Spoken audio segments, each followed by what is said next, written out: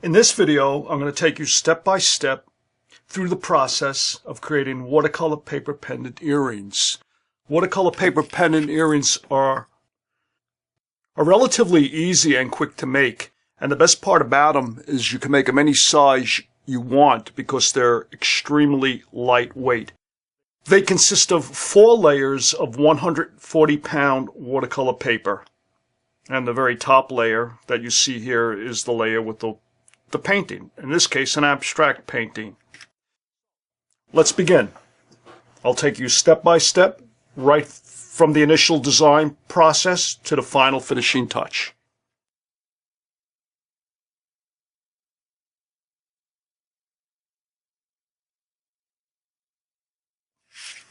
We'll start with a 2-inch earring from here to here. Then within the 2 inches, we'll form our shape.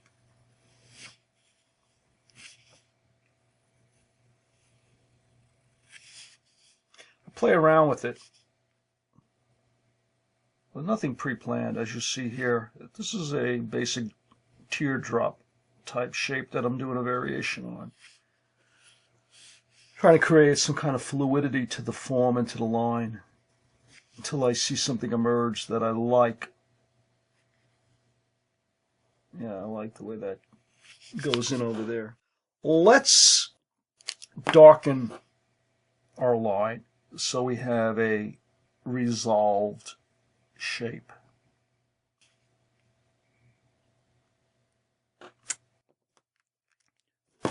Clean it up a bit with the kneaded eraser.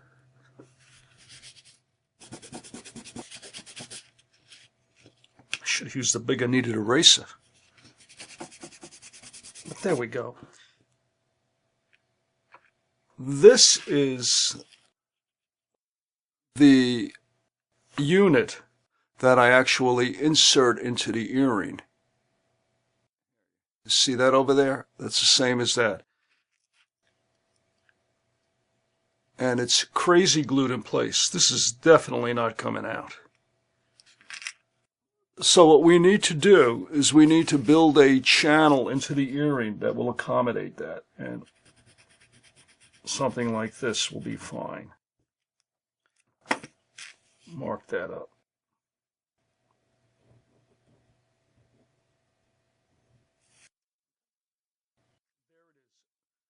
A new idea for a new pair of earrings. I used a self-healing mat to cut on, and of course an X-Acto knife with a sharp blade. Always use a sharp blade. A dull blade could result in tearing the paper and use an unnecessary force to achieve a good cut, and you could wind up cutting yourself, so you have to be careful. To begin, I place my paper in its position, and I'll make my first cut. Firm, even pressure. Slowly moving around the form. I want you to notice something. I don't move my cutting hand. My cutting hand stays relatively static. I move the form around as I cut it. Makes it a lot easier to cut the shape out. See that? Also notice how far away my other hand is, my left hand. I do not want to cut myself. Beautiful.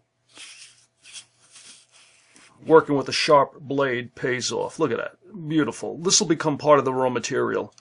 The form I just cut is going to be the window template that I use to trace my additional pieces. So, let's square it off.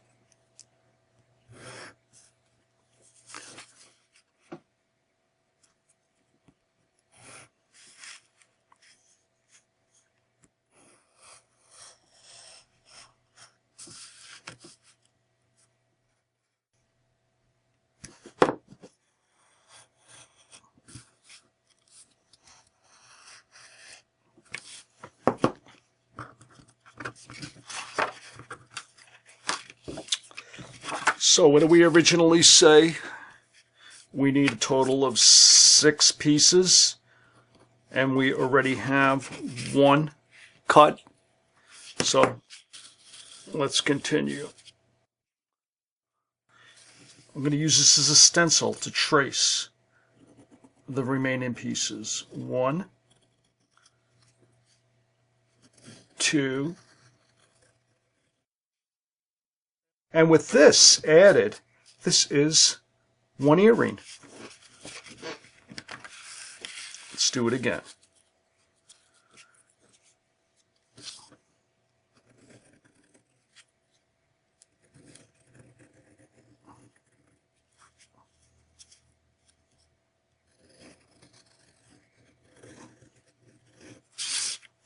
We will need a second centerpiece. Okay? I'm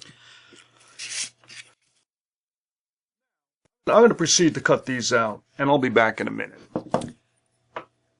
With the channel cuts made and the individual pieces cut out, we're now ready to proceed with the gluing.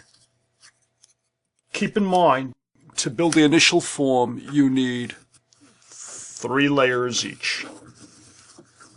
And the middle will be the sandwiched channel. To glue the piece, I lay it on my piece of paper towel and I apply liberal amounts of glue to that surface. Okay, butter it up.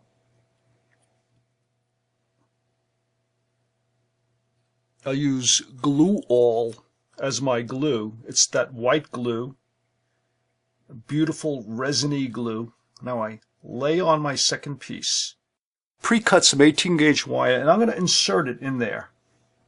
Scrape out a little of the glue, and I'll place the wire in that groove that we cut.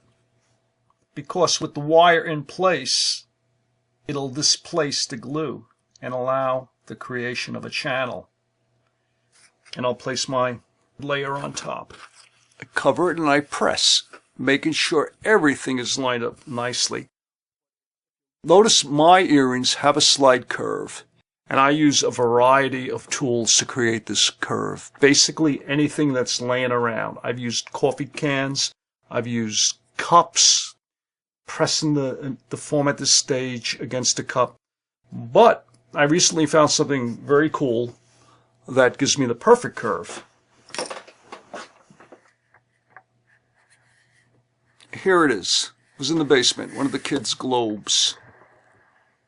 And it's, it's a big round ball. Using the globe, I'll take my piece and press it and form it against the globe. Like so. And I'll even begin to burnish it.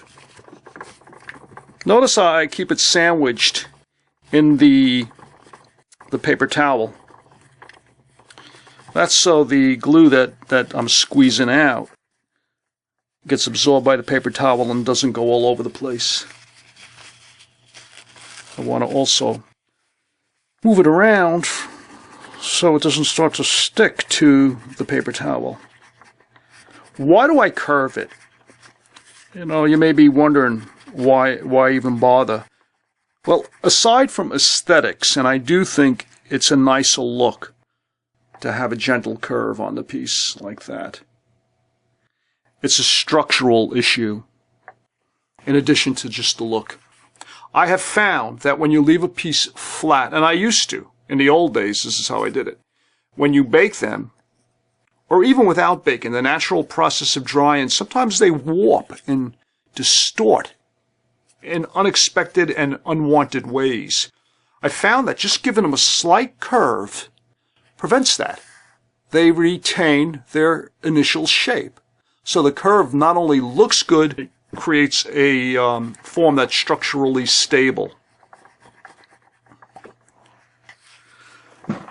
Now I'm going to put the globe aside. You get the idea. A curved surface, it doesn't have to be a globe. It could be anything.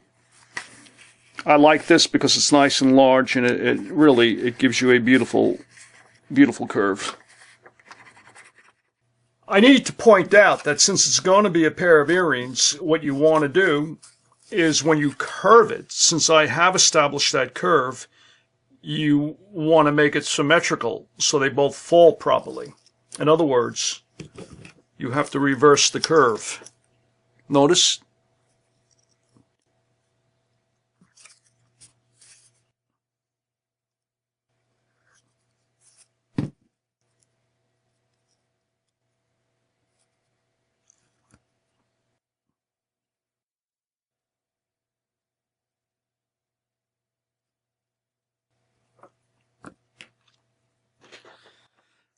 Position your piece of 18 gauge wire. I don't even have to scrape out that excess glue.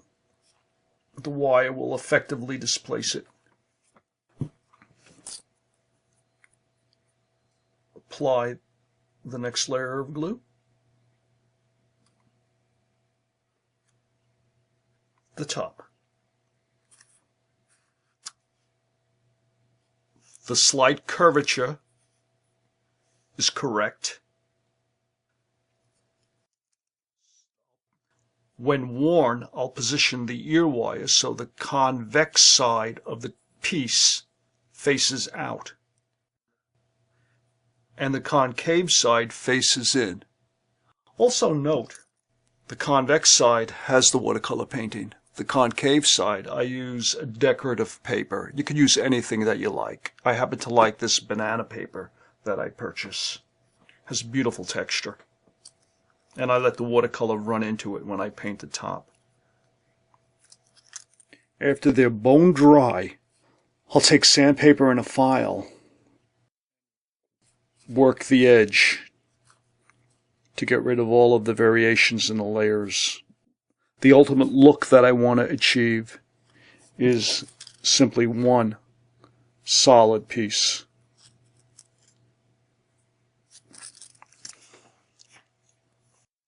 To prepare the watercolor, I'm going to wet the paper.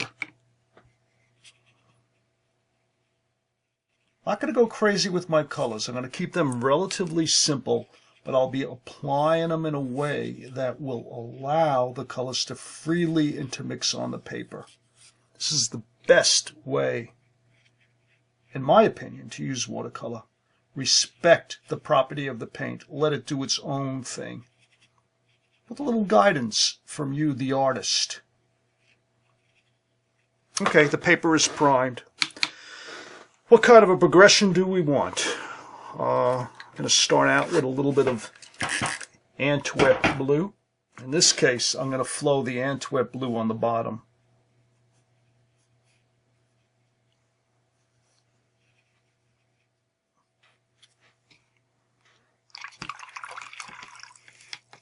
Then into the Antwerp blue, I'm going to add a little quinacridone magenta. I love this color. Absolutely beautiful color.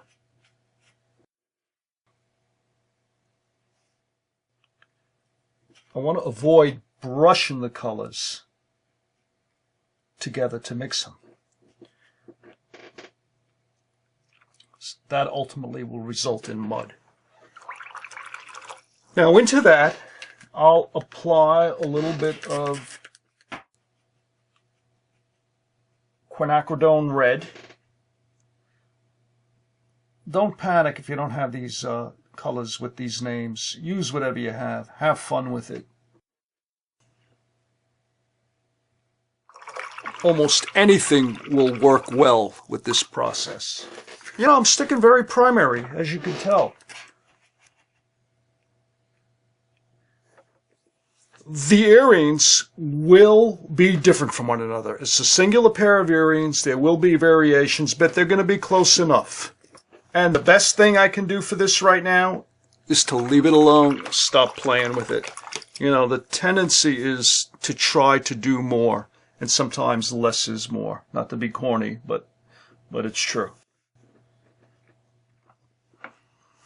The worst thing that you could do at this point is to take your brush and try to blend the colors. You need to leave it alone and have enough confidence that the natural process of colors intermingling will give you good results. If you attempt to blend it to create effects, you're going to produce mud. The watercolor is dried, and as you can see, the watercolor paint has done its own thing. This side is a lot more funky than this side, but that's okay. The basic tonality is the same. The red in the center, the blue on the edge, and the yellow on top. To continue, I need to cut these out and put them aside. But before I actually glue them to the tops of the basic forms, I need to clean up these edges. They're a mess. So I'll use my half-round file and sandpaper and get to work on them. Don't be afraid to really attack them. Work into the pieces. I consider this raw material. It's the equivalent of finding a stone on the beach that you're going to take home and polish up and turn it into a beautiful gem.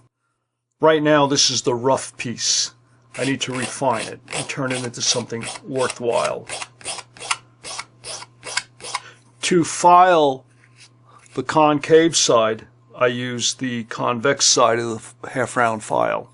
That conforms to the shape nicely.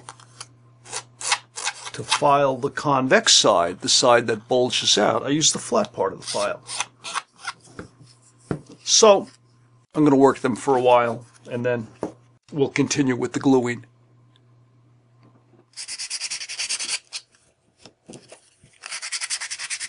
The piece is looking good. I've sanded it with 120 grit paper. I initially worked it with my file to clean out the major rough areas.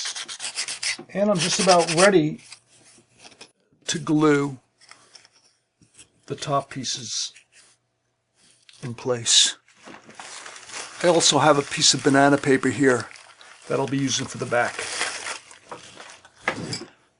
Now for the top layers, what I like to do is apply my glue to the watercolor paper itself. This will soften the paper and allow me to get a nice contact with the primary form. I don't permit the glue to run thin. I apply it thickly. The glue itself contributes to the structural integrity of the piece. So you want enough glue to do its job. All right, now why do I fold this over like so? I fold it over so any excess glue that's squeezed out doesn't get onto my fingertips and is transferred to the surface. Now for a few moments before I take this off, I'll work it. I'm holding it, and with my thumb and forefinger, I'm holding it in place, and I'm pressing down on the paper. I want the paper to become hydrated so it softens and more easily conforms to the shape of the earring. While I'm doing this, I am squeezing a little glue out, and I don't want the paper towel to glue to the surface of my nice watercolor, so I'll remove it after about a minute. Check my positioning. Like you saw me do with the original form, I'll take, in this case, my paintbrush that happens to be lying here, and burnish the surface, assuring that the watercolor is sticking to that surface. Okay, let's remove it. Now I can work directly on it since a lot of the excess glue has been absorbed by the paper towel.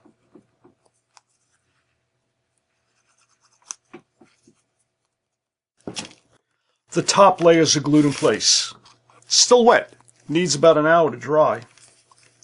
I burnished them down with my wooden paintbrush.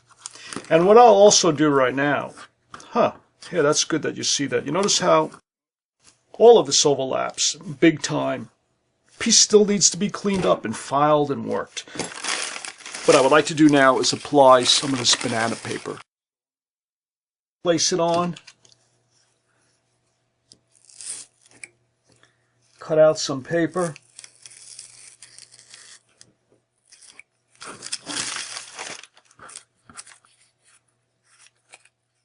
And I'll glue that to the surface.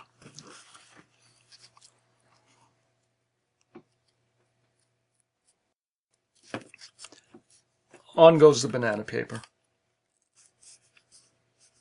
This files off real easy.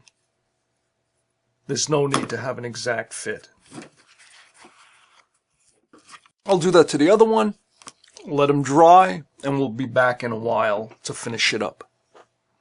Well, I actually let these set up overnight. This way I'm assured that they're completely dry, and they are. And all I have to do now is to clean it up. First thing I do is I take my half-round file and I hold my file on an angle, if you notice. And I don't go back and forth like this. That'll create fuzzy edges. I just push into the piece like this.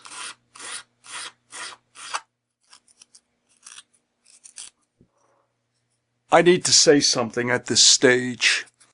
I neglected to work the wire in and out as it was drying.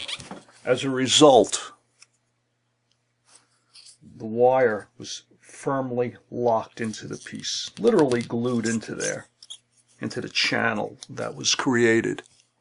And so is this one. There is no way I can take that out right now. But there's a solution. You take a cigarette lighter and you heat it. And you make it really hot. Then you'll be able to easily remove it. I've sanded the banana paper, but I also need to clean up the edge of the watercolor paper. So the same way I worked on the banana paper, I'll take my file,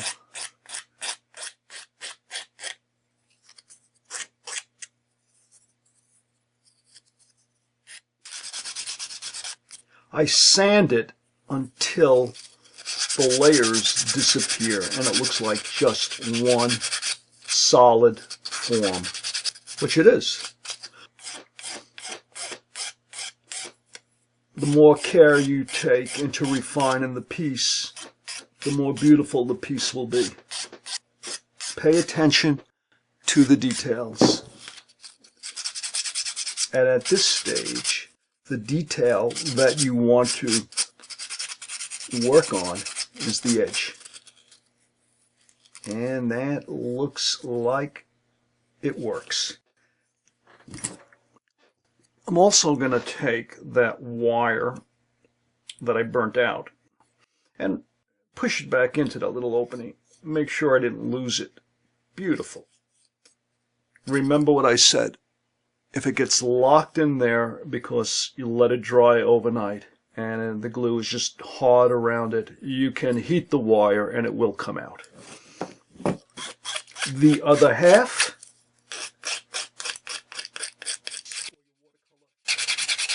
.120 grit paper is perfect for cleaning up the edges of watercolor paper pendants, earrings, hair pieces, bracelets, and so on.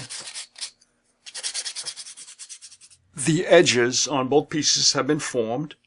I was able to remove the wire by heating it. What remains to be done is I need to color the sides, the sanded edges, and I'm going to dampen the back, permitting a little bit of watercolor to run into the back. I like that look. The way I begin to apply the watercolor is I first dampen the edge. This will allow the color to flow nicely.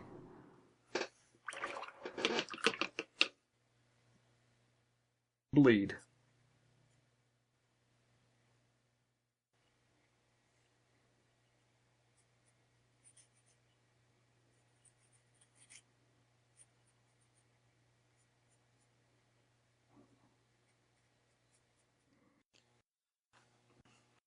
I allowed the edges that I painted to dry for a few hours. And now we're ready to begin the varnishing. These little wire inserts that we use to create the channels that you're going to hang the earring from come in handy when you varnish as handles. Now, I like to varnish my Pendants with a watercolor paintbrush. I'm using my polyacrylic Minwax varnish and a fairly liberal amount of varnish I apply to the surface. And I let it suck in. I don't brush it too much. Remember, it's watercolor. The last thing you want to do is wet the watercolor so much that it begins to move around.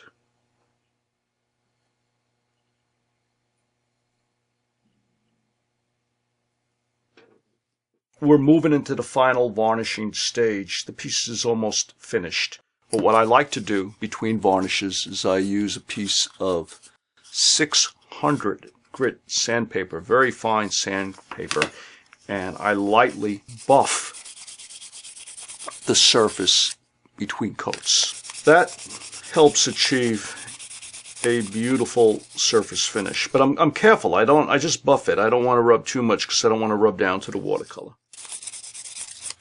That's it. That's nice. And I'll also do the edges to get rid of any roughness. Once varnish is applied to these pieces, a very fine grit sandpaper like this is very effective in removing any roughness that the edge might have because of the paper cutting process. Okay, these are ready for their final coat. The earrings are finished. The top layer varnishes are complete, and I like the surface. The back has been given 2 layers of varnish to protect it against water. I was impatient and couldn't wait to insert the hardware into this piece to see how it looked, and I'm happy with the look. I've created a separate video to demonstrate the construction of this type of eye pin with a coil, and you should watch it. I think it'll help you with this. To finish up, first you need to apply crazy glue to the hole that is left. When you remove the 18 gauge wire, now I'll insert the niobium eye pin into that. Perfect. Once that crazy glue locks it in place, that is absolutely not going anywhere. I once needed to try to remove one of these things, and I couldn't. I actually wound up destroying the piece. That is permanent. Let it set up. The final step is to simply attach the ear wires. Now, to do that, you take an ear wire. This is surgical steel ear wire, and I grab the loop and I swing it open. Having swung it open, I position it like so on my newly formed earring, and I close it. There. That's it. Beautiful. We have the completed pair.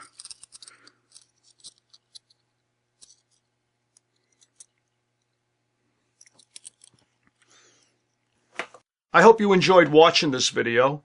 I certainly had a lot of fun making it.